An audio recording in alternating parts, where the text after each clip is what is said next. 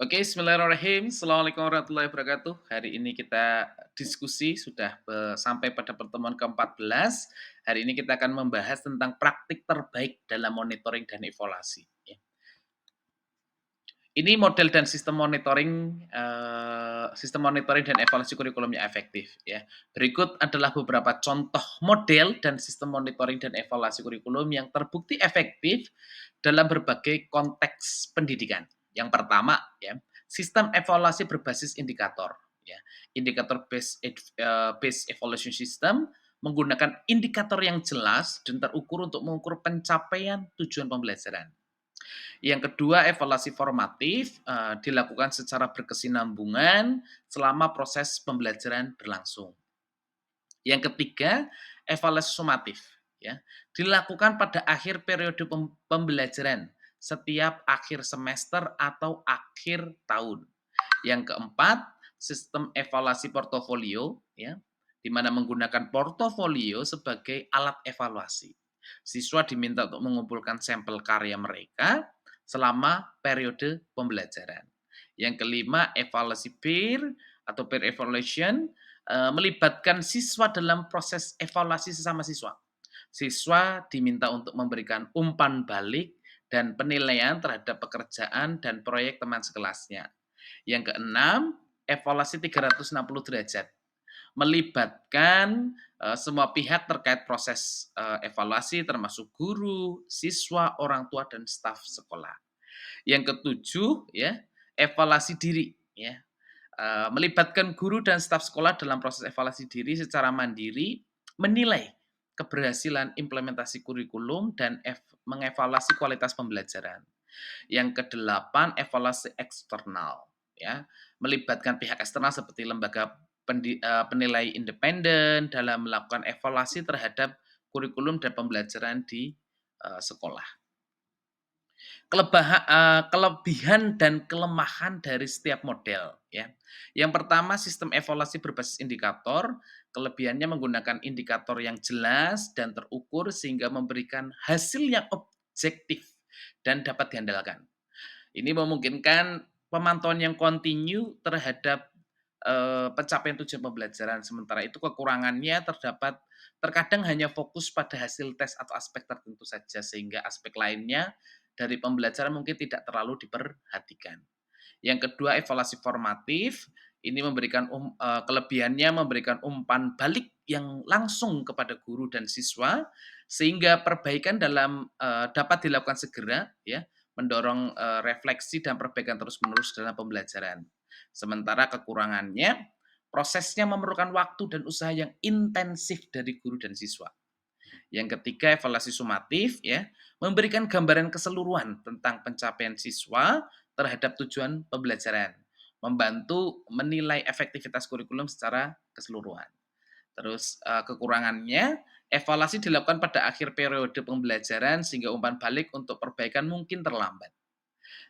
Yang keempat adalah sistem portofolio, sistem evaluasi portofolio ini memberikan gambaran yang komprehensif tentang perkembangan siswa melalui sampel karya mereka, ya, mendorong siswa untuk terlibat aktif dalam proses evaluasi. Sementara kekurangan sistem portofolio ini memerlukan pengelolaan dan penilaian yang cermat dari portofolio siswa. Yang kelima, evaluasi peer. Kelebihannya mendorong kolaborasi dan saling belajar antar siswa, yang ini memungkinkan siswa untuk mengembangkan sikap keterampilan evaluasi dan kritis. Kekurangannya, evaluasi oleh sesama siswa mungkin tidak terlalu objektif dan dapat dipengaruhi oleh faktor sosial. Yang keenam, evaluasi berbasis 360 derajat. Ya. Kelebihannya memberikan gambaran yang komprehensif dan beragam tentang efektivitas kurikulum dan pembelajaran, serta memperhitungkan berbagai perspektif yang relevan. Kekurangannya memerlukan kerjasama dan keterbukaan dari semua pihak terkait dalam proses evaluasi. Yang ketujuh, ya, memberikan kesempatan guru dan staf sekolah untuk melakukan refleksi dan penilaian diri, ya, mendorong tanggung jawab dan partisipasi aktif mereka. Sementara kekurangan sistem evaluasi diri ini, evaluasi mungkin tidak selalu objektif karena melibatkan subjektivitas dari pihak yang dievaluasi. Yang kedelapan, evaluasi eksternal, kelebihannya memberikan perspektif independen dan objektif tentang efektivitas kurikulum, meningkatkan akuntabilitas dan transparansi dalam evaluasi, sementara kekurangannya adalah, mmm, memerlukan sumber daya eksternal dan biaya tambahan untuk melaksanakannya.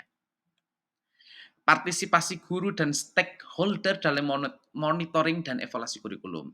Melibatkan guru dan pihak-pihak terkait lainnya dalam proses monitoring dan evaluasi kurikulum memiliki beberapa kepentingan atau beberapa urgensi. Yang pertama, perspektif yang beragam. Melibatkan guru dan pihak terkait dalam monitoring dan evaluasi akan memberikan sudut pandang yang lebih lengkap dan holistik tentang keberhasilan kurikulum. Yang kedua, partisipasi aktif, ya. Dengan melibatkan guru dan pihak terkait, mereka akan merasa lebih terlibat dan memiliki tanggung jawab terhadap keberhasilan kurikulum. Yang ketiga, akuntabilitas. Melibatkan guru dan pihak terkait dalam monitoring evaluasi akan meningkatkan akuntabilitas mereka terhadap proses pembelajaran siswa dan efektivitas kurikulum secara keseluruhan. Yang keempat, pengembangan profesional. Proses monitoring dan evaluasi merupakan kesempatan bagi guru untuk melakukan refleksi dan penilaian diri terhadap kinerja mereka. Yang kelima, identifikasi masalah dan hambatan. Melibatkan guru dan pihak terkait lainnya dalam proses monitoring dan evaluasi akan membantu mengidentifikasi masalah dan hambatan yang mungkin terjadi dalam implementasi kurikulum sehingga dapat segera diatasi. Yang keenam, meningkatkan responsivitas kurikulum.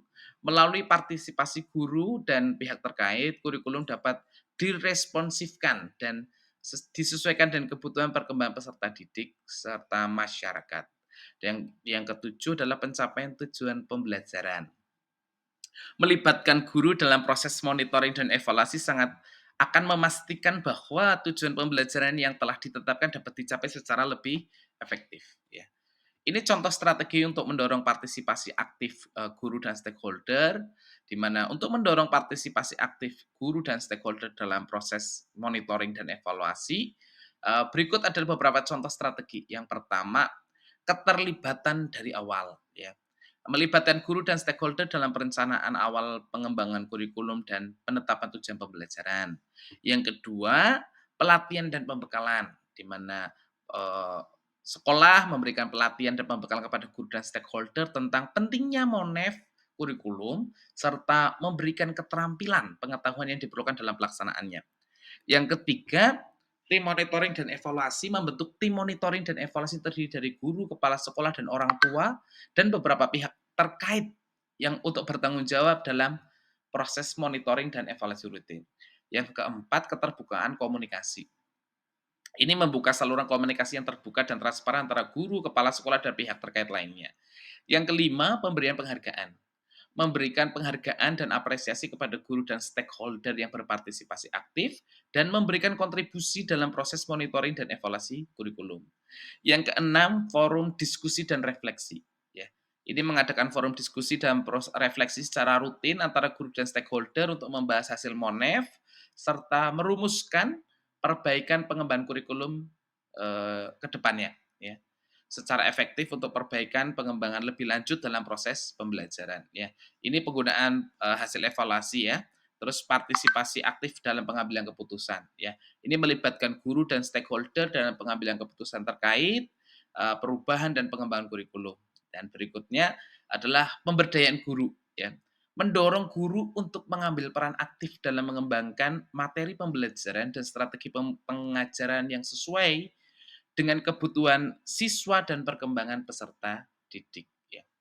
Ini perlunya pemanfaatan teknologi dalam monef kurikulum. Yang pertama, sistem informasi manajemen sekolah ya dapat digunakan untuk mencatat, melacak data terkait pencapaian tujuan pembelajaran, hasil ujian, evaluasi kinerja siswa. Nah, yang kedua, aplikasi evaluasi daring dapat digunakan melaksanakan proses evaluasi secara online. Guru dapat menyusun dan menyebarkan kuis atau evaluasi kepada siswa melalui aplikasi ini. Yang ketiga, sistem e-portfolio ya. Teknologi juga dapat digunakan untuk mengembangkan sistem e-portofolio di mana siswa dapat menyimpan dan mengelola portofolio hasil belajar mereka secara digital, ya. Yang keempat, sistem monitoring berbasis sensor. Teknologi sensor digunakan untuk melakukan monitoring secara real time terhadap aktivitas siswa di kelas seperti partisipasi, interaksi, dan tingkat pemahaman, ya. Yang kelima, analisis big data, ya, dapat memberikan wawasan mendalam mengenai pola dan tren pembelajaran yang dapat digunakan untuk pengambilan keputusan dan perbaikan dalam proses pembelajaran. Yang keenam, aplikasi mobile untuk monitoring kinerja guru. Aplikasi mobile dapat digunakan oleh kepala sekolah dan atau oleh tim monitoring untuk melakukan observasi kinerja guru secara langsung di kelas. Keuntungan dalam adopsi teknologi dalam praktik Monef kurikulum, yang pertama efisiensi, di mana penggunaan teknologi dapat menghemat waktu dan upaya untuk mengumpulkan, mengelola, menganalisis data. Data juga dapat diakses secara real time dan otomatis, sehingga memudahkan dalam pengambilan keputusan yang lebih cepat. Yang kedua, akurasi. Ya. Dengan menggunakan teknologi, data yang terkumpul memiliki tingkat akurasi yang lebih tinggi daripada karena minimnya kesalahan manusia dalam proses penginputan dan analisis data.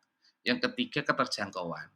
Teknologi memungkinkan akses terhadap informasi dan data dari berbagai lokasi dan waktu, sehingga memungkinkan semua pihak terkait eh, dapat berpartisipasi dalam proses monitoring dan evaluasi kurikulum. Yang keempat, penyajian data yang interaktif dan visual. Ya. Teknologi memungkinkan penyajian data yang lebih interaktif dan visual, seperti grafik, diagram, dan peta. Hal ini membantu dalam memahami data dengan lebih cepat dan lebih mudah gitu ya. Yang kelima, analisis yang lebih mendalam. Dengan menggunakan teknologi analisis data yang canggih seperti analisis big data atau machine learning dapat dilakukan untuk mengidentifikasi yang lebih mendalam dan informasi berharga yang tidak mungkin didapatkan melalui analisis manual. Ini tantangannya dalam mengadopsi teknologi dalam praktik baik Monef kurikulum ya. Yang pertama, keterbatasan infrastruktur ya. Tidak semua sekolah atau wilayah memiliki infrastruktur teknologi yang memadai seperti akses internet yang stabil dan atau perangkat komputer yang memadai. Yang kedua, biaya ya. Penggunaan teknologi dan memerlukan investasi awal yang cukup besar termasuk untuk perangkat dan pelatihan bagi para penggunanya. Yang ketiga, kebutuhan pelatihan ya. Guru dan staf sekolah mungkin memerlukan pelatihan khusus untuk menggunakan teknologi dalam Monef kurikulum. Hal ini dapat memerlukan waktu dan sumber daya tambahan. Yang kelima, keamanan data ya. Penggunaan teknologi dalam menyimpan dan mengelola data dapat meningkatkan risiko keamanan ya, data dan privasi. Ya, diperlukan upaya untuk memastikan data yang dikumpulkan aman dari akses yang tidak sah. Yang kelima, resistensi terhadap perubahan. Ini mungkin beberapa guru atau staf sekolah mungkin merasa tidak nyaman dengan penggunaan teknologi dalam proses Monef kurikulum dan dapat menolak ataupun mengalami kesulitan dalam adopsinya. Itu adik-adik mahasiswa semuanya, hari ini kita akan coba ini sebagai bahan diskusi, kita akan sama-sama belajar terkait dengan kurikulum tadi ya. Matur nuwun, sekian dari saya. Assalamualaikum warahmatullahi wabarakatuh.